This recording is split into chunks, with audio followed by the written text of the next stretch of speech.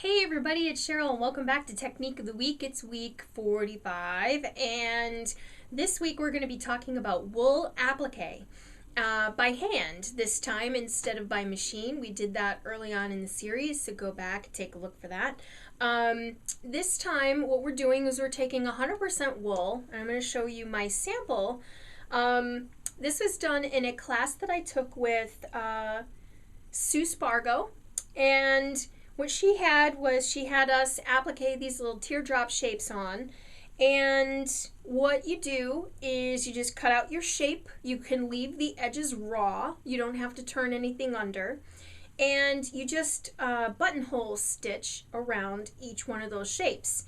Now you can layer multiple shapes on top or put other fabrics on top. You can use velvet, you can use satin, you can use all kinds of crazy fabrics here so that you get a little bit of variety, which is really cool. So once you have your pieces appliqued on, it's time to decorate them. And what you do with that is you actually stitch with decorative stitches. Now I've got an example here where I've gone and put some decorative stitches on this particular little piece. So what you're going to do is learn a bunch of stitches, obviously, with this technique. And if you need help with that, there's plenty of books and other things on the market. But one of the things I found really, really helpful was this embroidery app for my iPad or my cell phone. You can use all sorts of different apps or phones, or this one actually had videos included and things like that, and it actually showed you each individual step for all of the stitches, which is really cool. So to make my quilt for this week, what I did was I decided to do little hearts. So that was a little bit different than the shapes that I learned in class. This is a full 100% wool background.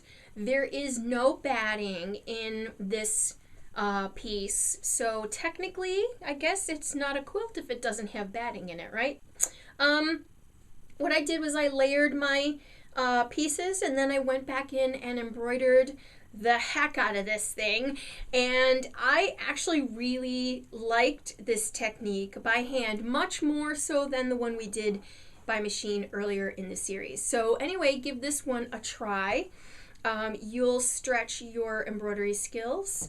And obviously, too, you would quilt this with your machine after you're all done. So be sure to follow along on my blog at www.muppin.com. You can also subscribe to this channel on YouTube and get a copy of the newest video in your newsfeed every single week.